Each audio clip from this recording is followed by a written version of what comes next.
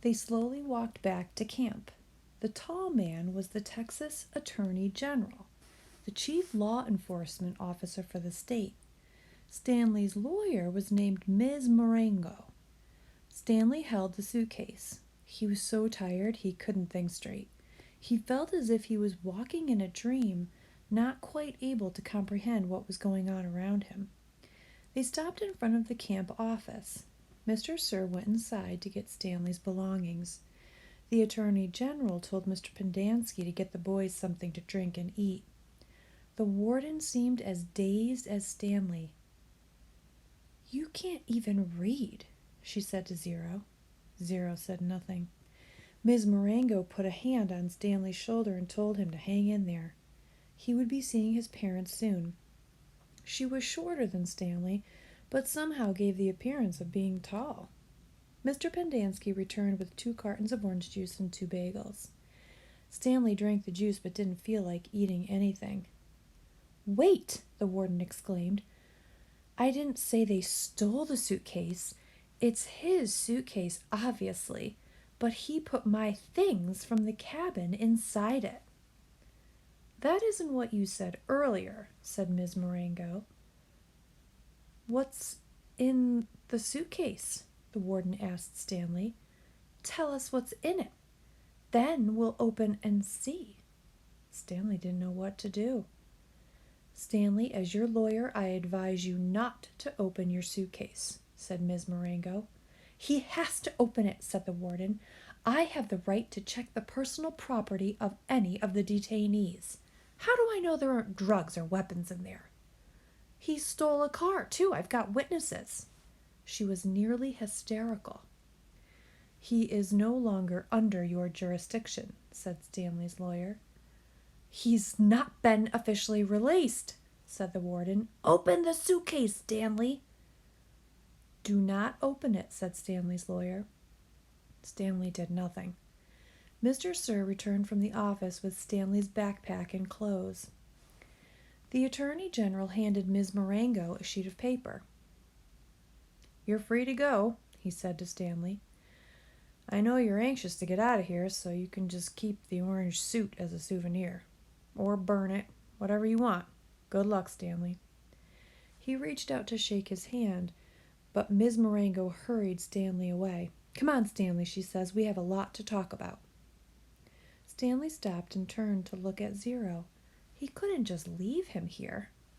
Zero gave him thumbs up. "I can't leave Hector," Stanley said. "I suggest we go," said his lawyer with a sense of urgency in her voice. "I'll be okay," said Zero. He shifted his eyes toward Mr. Pendanski on one side of him, then to the warden and Mr. Sir on the other.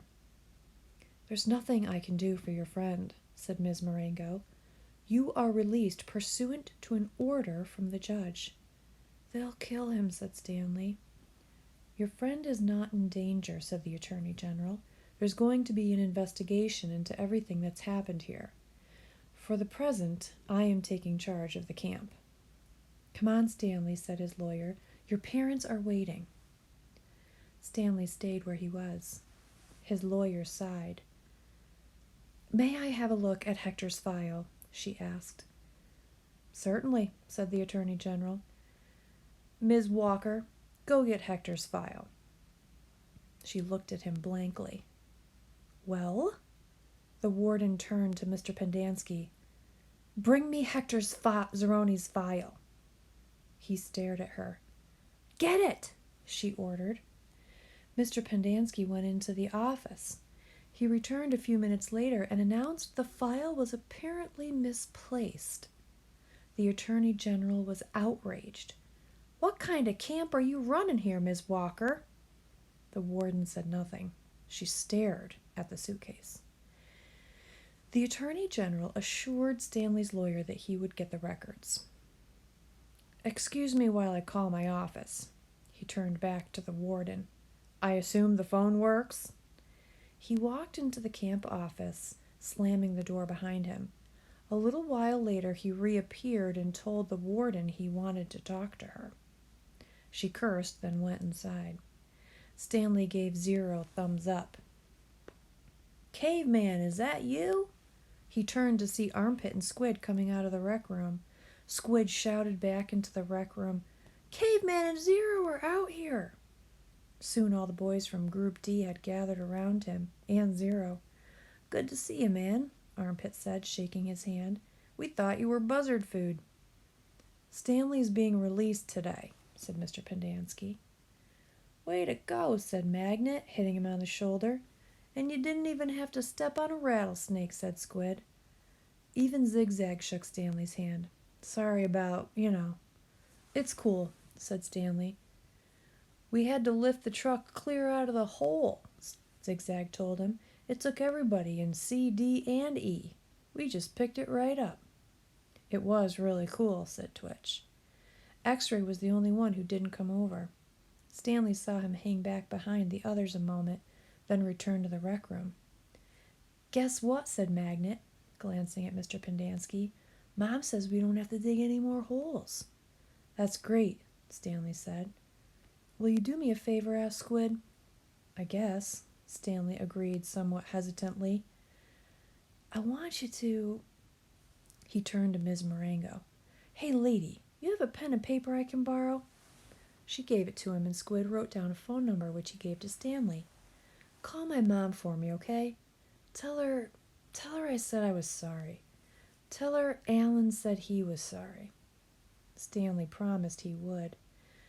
Now you be careful out in the real world, said Armpit.